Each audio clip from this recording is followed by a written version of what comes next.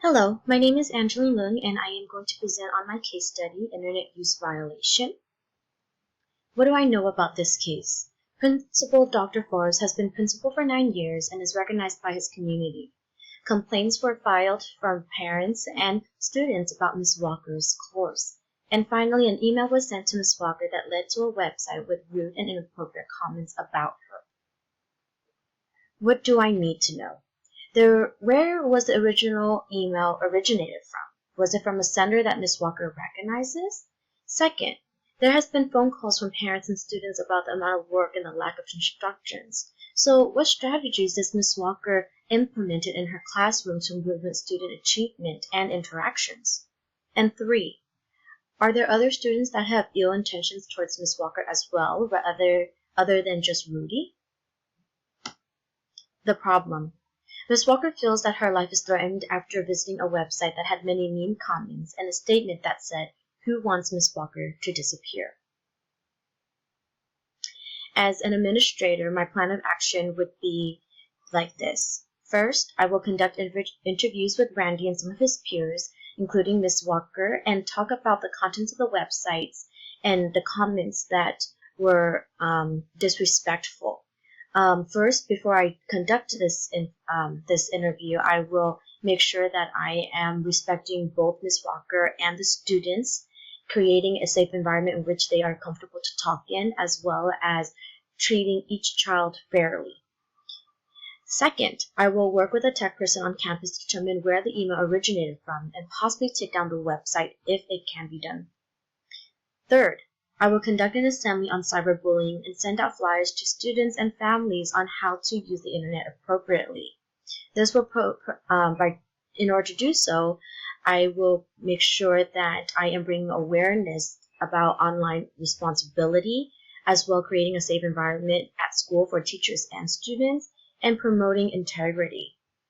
Lastly, I will touch bases with Ms. Walker throughout the process and throughout the year to ensure strategies for improvement are in place, making sure that I am giving her support, give her the opportunities for growth through professional development, and ensure that the well-being and success of all students are being kept.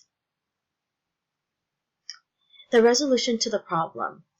In order to resolve the issue, I believe interviews with the students with Ms. Walker will give the students the opportunity to come forth about what happened, especially the students that were accused, like Randy. Secondly, I will hold a school-wide assembly on cyberbullying and how to use the internet appropriately, since there were threats given on the websites that Ms. Walker saw. Finally, I will make sure that Ms. Walker gets professional development on how to implement the curriculum and how to work with students positively, since there has been complaints filed about her instruction and the amount of work that is given to students. What I think, feel, and value. I think Dr. Forbes acted very professionally as an administrator. Ms. Walker is having a hard time accommodating to her students' needs. And finally, students are not resolving their issues appropriately. I feel that Ms. Walker is overreacting to the comment, "Who wants Ms. Walker to disappear?" I also feel that Mr. Forbes is trying to help Ms. Walker develop more skills to help her in the classroom, but it seems not to be implemented or not taking effect in the classroom. And finally, I feel that parents are not monitoring their students' use of the internet, since this website must have taken time to create and comments posted as well. During this case study, I definitely value integrity, which is honesty, and I value the fact that, treating everybody fairly, including students and teacher. I also feel that it's very important that teachers and students are successful in the school environment.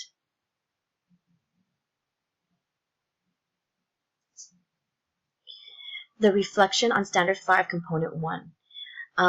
Allowing students the opportunity to talk about what happened, especially Randy, will promote the academic success of every student. The comments on the websites were evident of cyberbullying, and having an assembly to promote its awareness will promote the academic success of every student as well, in creating an environment where everyone is comfortable to come to school. Giving Ms. Walker the support and professional development she needs to succeed as a teacher in the classroom will promote the academic success of every student as well, since she is the teacher, and it's very important on how the content is being portrayed in the classroom. Reflection on Standard 5, Component 2. Talking to the students calmly and giving them the chance to come clean, adhere to ethical principles and professional norms. I believe that, students should not be accused of something, especially if there is no evidence of what happened. So talking to them calmly is important. Secondly, not belittling the issue that Ms. Walker fears for her life, adhere to ethical principles and professional norms as well.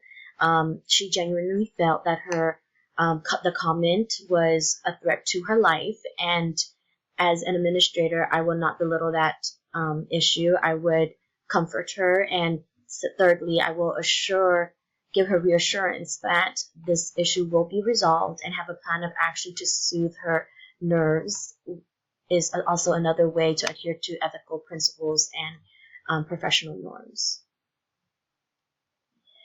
Reflection on Standard 5, Component 3. Giving Ms. Walker strategies to use in her classroom to improve student achievement after complaints were given demonstrates a personal and professional code of ethics. That way I am supporting Ms. Walker as a teacher, but I'm also listening to the students and the parents. Secondly, asking for the URL and reading through the comments before calling Ms. Walker back with clarifying questions and a plan of action the next day demonstrates a personal and professional code of ethics as well. Not jumping to conclusions and reading over the comments before making any judgments is definitely something as an administrator I should do. And thirdly, reassuring Ms. Walker that it seems like a prank and that a meeting will take place the next day with the students or students she expects to be a part of creating a website, and writing the comments demonstrate a personal and professional code of ethics. By this, we have a lead on what's happening. It might be that Randy didn't do it, but it would be a good start to have interviews with him and other students to get down to who really started the websites, who contributed to the comments, and definitely make sure that all students and teacher alike will be treated fairly and comfortably in this situation. Thank you for listening to my case study.